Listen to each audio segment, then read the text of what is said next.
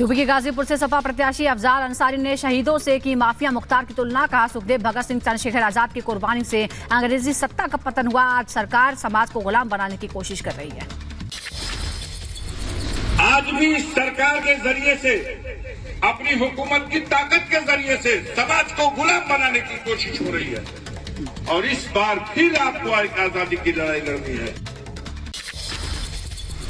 कर्नाटक के मंत्री आरबी थिम्मापुर का विवादित बयान आया सामने। कहा, भगवान कृष्ण से की प्रज्वल रेवन्ना की तुलना। कहा, महिलाएं श्री कृष्ण परमात्मा के साथ भक्ति भाव से रहती थी, लेकिन शायद प्रज्वल रेवन्ना उनका रिकॉर्ड तोड़ना चाहते थे। राजस्थान के पूर्व सीएम अशोक गहलोत का बीजेपी पर हमला। कहा, 400 पार का नारा महज एक दिखावा है, उनका असली चेहरा सामने आ चुका है। टिकट को लेकर सस्पेंस के बीच सोनिया गांधी के क्षेत्र प्रतिनिधि रहे केएल शर्मा पहुंचे अमेठी। केएल शर्मा ब्लॉक स्तर पर कार्यकर्ताओं के साथ उन्होंने की बैठक के बाद केएल शर्मा ने कहा, दोनों सीटों से उम्मीदवारी के संबंध में कोई निर्णय नहीं हुआ है, सभी कांग्रेस कार्यकर्ता 3 मई के लिए तैयार। राहुल गांधी की तारीफ करते नजर आए पाकिस्तान के पूर्व मंत्री चौधरी फवाद। बीजेपी ने फवाद चौधरी के पोस्ट पर कांग्रेस को घेरा। बीजेपी के राष्ट्रीय प्रवक्ता शहजाद पूनावाला ने कहा, कांग्रेस का हाथ पाकिस्तान के साथ, कांग्रेस के नेता पाकिस्तान को अपना दुश्मन नहीं मानते। हैदराबाद से एआईएमआईएम के उम्मीदवार असदुद्दीन ओवैसी ने चुनावी सभा को संबोधित करते हुए मुसलमानों के आरक्षण का मुद्दा उठाया और बीजेपी पर जमकर साधा निशाना। कहा, मुसलमानों का आरक्षण मजहब की बुनियाद पर नहीं दिया गया, बीजेपी नफरत पैदा कर रही है। तेलंगाना के पूर्व सीएम केसीआर पर चुनाव आयोग का एक्शन। आदर्श आचार संहिता के उल्लंघन के मामले में 48 घंटे तक चुनाव प्रचार पर रोक लगाया। चुनाव आयोग ने कांग्रेस की शिकायत पर संज्ञान लेते हुए केसीआर को जारी किया नोटिस। चुनाव आयोग ने 16 अप्रैल को केसीआर के कारण बताओ नोटिस भी जारी किया था। अमेठी और रायबरेली में नामांकन भरने की कल अंतिम तारीख। अब तक कांग्रेस की ओर से तय नहीं किया गया अमेठी में कांग्रेस का प्रत्याशी कौन होगा। रायबरेली पर भी कांग्रेस ने अपने पत्ते नहीं खोले। दोनों निर्वाचन क्षेत्रों में 20 मई को मतदान किया जाएगा। जम्मू कश्मीर के राजौरी में पीडीपी प्रमुख महबूबा मुफ्ती ने रोड शो किया। अनंतनाग राजौरी से लोकसभा उम्मीदवार हैं महबूबा मुफ्ती। चुनाव आयोग ने तेलंगाना की सभी 17 संसदीय सीटों पर मतदान समय में किया बदलाव। सुबह 7 बजे से शाम 6 बजे तक डाले जा सकेंगे वोट। चुनाव आयोग ने जारी किया नोटिफिकेशन भी। राजस्थान के अजमेर में लोकसभा चुनाव के लिए रीपोलिंग हो रही है। राजस्थान की सभी 25 सीटों पर 19 और 26 अप्रैल को मतदान हुआ था। बूथ पर पोलिंग पार्टी की गलती के कारण आज फिर से वोटिंग हो रही है। आंध्र प्रदेश में वाईएसआरसीपी का चुनावी अभियान शुरू। विजयवाड़ा से वाईएसआरसीपी उम्मीदवार हैं देवनेनी अविनाश। गुजरात के वडोदरा में सामूहिक विवाह का आयोजन हुआ। विवाह समारोह में सामूहिक रूप से मतदान करने की ली गई शपथ। बीआरएस नेता कृष्ण मन्ने को पुलिस ने किया गिरफ्तार। उस्मानिया विश्वविद्यालय में छुट्टियों के संबंध में परिपत्र को लेकर हुई गिरफ्तारी। कल ओयूपीएस में दर्ज की गई थी शिकायत। दिल्ली स्कूल में बम की धमकी के मामले में सूत्रों से खबर। दिल्ली के संस्कृति स्कूल में धमकी के एक नहीं 2 मेल आए थे। दोनों मेल में ज्यादा टाइम डिफरेंस नहीं था। उत्तर प्रदेश के हरदोई में अवैध हथियार फैक्ट्री का पुलिस ने किया भंडाफोड़। 6 तमंचे, भारी मात्रा में अधबने असले, कारतूस और खोखे भी बरामद। पुलिस ने 2 लोगों को किया गिरफ्तार। पाकिस्तान में फिर उठा जबरन धर्मांतरण का मुद्दा। हिंदू सांसद दानेश कुमार ने चंद लोगों की वजह से बदनाम हो रहा है पाकिस्तान। ने कहा, सिंध के डकैत हिंदू लड़कियों को जबरन कबूल करवा रहे हैं इस्लाम। प्रधानमंत्री मोदी का आज गुजरात दौरा। गुजरात में 4 जनसभाओं को संबोधित करेंगे पीएम मोदी। सुबह 11 बजे आनंद में, 1 बजे बड़वाना में, दोपहर 3:15 बजे जूनागढ़ में और शाम 5 बजे के करीब जामनगर में करेंगे जनसभा को संबोधित। आज यूपी के दौरे पर रहेंगे गृह मंत्री अमित शाह। बरेली, बदायूं, सीतापुर में जनसभा करेंगे। लखनऊ में 5वें चरण की सीटों की तैयारियों को लेकर संगठन की बैठक में हिस्सा लेंगे। उत्तर प्रदेश के सीएम योगी आदित्यनाथ आज सैफई परिवार के गढ़वाली मैनपुरी लोकसभा क्षेत्र में करेंगे road show. BJP Amethi KL Sharma block स्तर पर कार्यकर्ताओं के साथ उन्होंने बैठक की। बैठक के बाद केएल शर्मा ने कहा, दोनों सीटों से उम्मीदवारी के संबंध में कोई निर्णय नहीं हुआ है, सभी कांग्रेस कार्यकर्ता 3 मई के लिए तैयार हैं। राहुल गांधी की तारीफ करते नजर आए पाकिस्तान के पूर्व मंत्री चौधरी फवाद। बीजेपी ने फवाद चौधरी के पोस्ट पर कांग्रेस को घेरा। बीजेपी के राष्ट्रीय प्रवक्ता शहजाद पूनावाला ने कहा, कांग्रेस का हाथ पाकिस्तान के साथ, कांग्रेस के नेता पाकिस्तान को अपना दुश्मन नहीं मानते। ये रिश्ता क्या कहलाता है राहुल जी? आज तो सब कुछ सामने खुलकर आ गया है। तो क्या पाकिस्तान का हाथ कांग्रेस के साथ और कांग्रेस की बात पाकिस्तान के साथ? अब पाकिस्तान भी कांग्रेस को प्रमोट कर रहा है, पाकिस्तान के नेता कांग्रेस को प्रमोट कर रहे हैं। हैदराबाद से एआईएमआईएम के उम्मीदवार अजदुद्दीन ओवैसी ने चुनावी जनसभा को संबोधित करते हुए मुसलमानों के आरक्षण का मुद्दा उठाया और बीजेपी पर जमकर निशाना साधा। कहा, मुसलमानों का आरक्षण मजहब की बुनियाद पर नहीं दिया गया, बीजेपी नफरत पैदा कर रही है। अरे मोदी जी, रिजर्वेशन मुसलमानों का मजहब की बुनियाद पर नहीं दिया गया, आप नफरत पैदा कर रहे हैं। बसपा सुप्रीमो मायावती भी आज मैनपुरी पहुंचेंगी। बसपा प्रत्याशी शिव प्रसाद यादव के समर्थन में लोगों से वोट की अपील करेंगी। कृष्ण मैदान से बने मंच से जनसभा को संबोधित करेंगे और बीएसपी प्रत्याशी की जीत को सुनिश्चित करेंगे। बिहार के हाजीपुर लोकसभा सीट से आज चिराग पासवान करेंगे नामांकन। हाजीपुर लोकसभा सीट पर 5वें चरण में मतदान होने हैं। सुबह 10:30 बजे सुभाष चौक हाजीपुर में जनसभा को भी करेंगे संबोधित। तेलंगाना के पूर्व सीएम केसीआर पर चुनाव आयोग का एक्शन। आदर्श आचार संहिता का उल्लंघन करने पर 48 घंटे तक प्रचार पर बैन लगाया। चुनाव आयोग ने कांग्रेस की शिकायत पर संज्ञान लेते हुए केसीआर को जारी किया नोटिस। चुनाव आयोग ने 16 अप्रैल को केसीआर को कारण बताओ नोटिस जारी किया था। कांग्रेस से निष्कासित संजय निरुपम की शिवसेना शिंदे गुट में जल्द होगी वापसी। कांग्रेस ने संजय निरुपम को अनुशासनहीन नेता और पार्टी विरोधी बयानों के लिए 6 साल के लिए निष्कासित कर दिया था। निरुपम 3 मई को अपने सभी साथियों के साथ शिवसेना शिंदे गुट ज्वाइन करेंगे। गुजरात के बड़ोदरा में सामूहिक विवाह का आयोजन। विवाह समारोह में सामूहिक रूप से मतदान करने की शपथ ली गई। जम्मू कश्मीर के राजौरी में पीडीपी प्रमुख महबूबा मुफ्ती ने किया रोड शो। अनंतनाग राजौरी से लोकसभा उम्मीदवार हैं महबूबा मुफ्ती। लोकसभा चुनाव को प्रभावित करने के मकसद से सर्कुलेट हो रहे डीप फेक वीडियो पर रोक की मांग को लेकर आज दिल्ली हाई कोर्ट सुनवाई करेगा। याचिकाकर्ता ने इसके लिए चुनाव आयोग को निर्देश देने की मांग की है।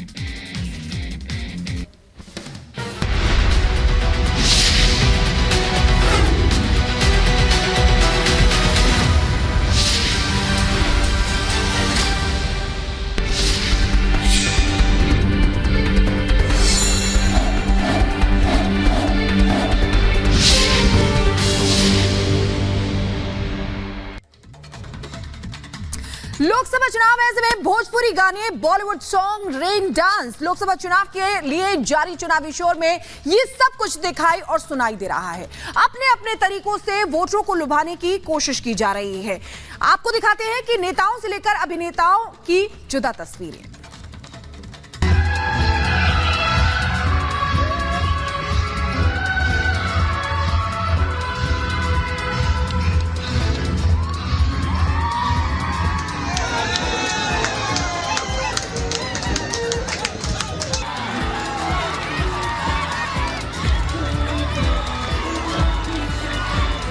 बाद उमड़ के बोला रटना। देश के लोकतंत्र का महापर्व है। हर तरफ चुनावी माहौल है। इस माहौल के बीच नेताओं और उम्मीदवारों की जुदा अंदाज वाली तस्वीरें भी सामने आ रही हैं। क्या नेता, क्या अभिनेता, क्या कार्यकर्ता और क्या आम जनता, हर कोई 2 पल खुशी के जीते हुए दिखाई दे रहा है।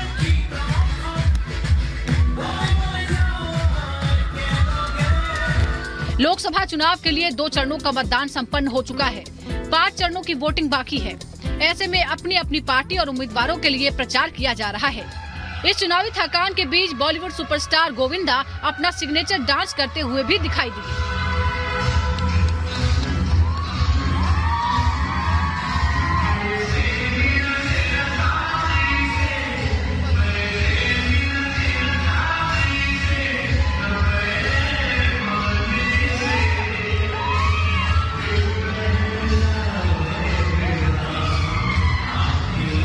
महाराष्ट्र के कोल्हापुर में शिंदे गुट के प्रत्याशी धैर्यशील के लिए गोविंदा ने चुनाव प्रचार किया। इस दौरान कार्यकर्ताओं की फरमाइश पर गोविंदा थिरकते नजर आए।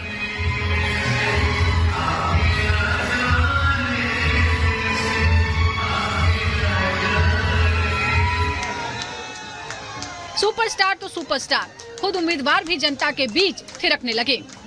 पुरी में संबित पात्रा नामांकन के लिए पहुंचे थे। इस दौरान वो एक बुजुर्ग महिला के साथ लोग नृत्य करते हुए दिखाई दिए।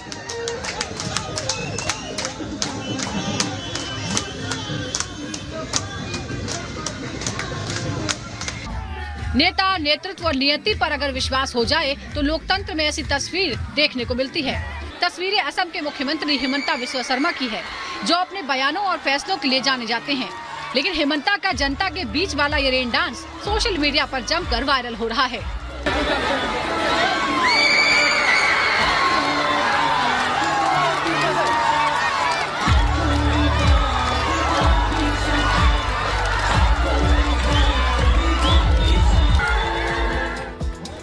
हिमंता कोकराझार में एनडीए के सहयोगी दल के प्रत्याशी के लिए चुनाव प्रचार करने पहुंचे थे।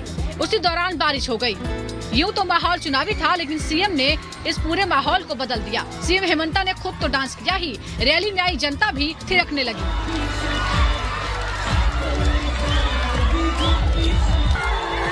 हिमंता की आम जनता के बीच अच्छी पकड़ है और शायद यही वजह है कि उनके जुदा अंदाज पर जनता फिदा है। असम के चिरांग में भी चुनावी गानों पर उनका डांस सुर्खियों में रहा।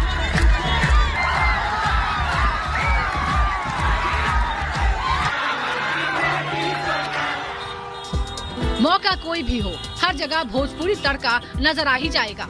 और इस चुनाव में तो भोजपुरी उम्मीदवारों की भरमार है।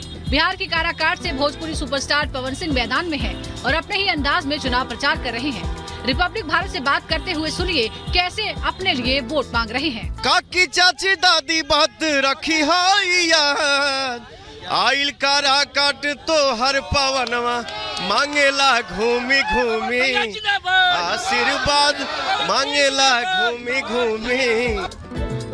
भोजपुरी की बात हो और मनोज तिवारी का जिक्र न हो, ये तो हो ही नहीं सकता।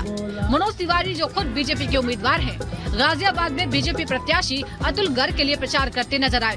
अतुल गर्ग के लिए मनोज ने भोजपुरी गाना गाकर वोट मांगा। भारत हर्षा कर बोला, रंगना है भगवा चोला,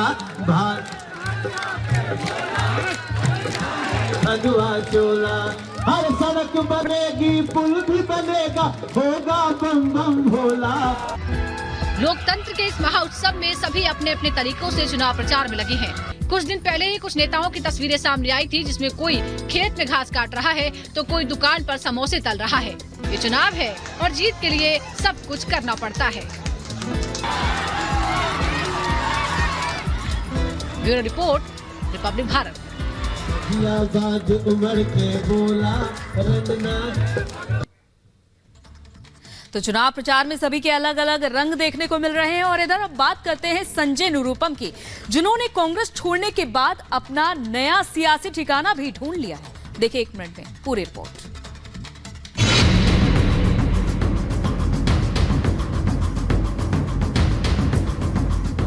हाल ही में कांग्रेस से इस्तीफा देने वाले संजय निरुपम ने आखिरकार अपना नया सियासी ठिकाना तय कर लिया। संजय निरुपम सीएम एकनाथ शिंदे के नेतृत्व वाली शिवसेना में शामिल होंगी। शिवसेना में वापसी को संजय निरुपम ने अपनी घर वापसी करार दिया। परसों मैं अपने सभी साथियों के साथ शिवसेना में दोपहर बाद कोई एक टाइम तय होगा, मुख्यमंत्री जी की उपस्थिति में प्रवेश करूंगा।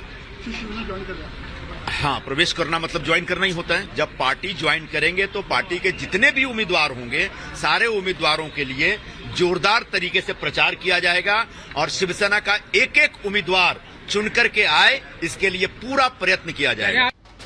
हालांकि संजय निरुपम ने यह भी साफ किया कि वो इस बार का चुनाव नहीं लड़ेंगे और शिवसेना उम्मीदवारों को जिताने के लिए काम करेंगी। Bureau report, Republic Bharat.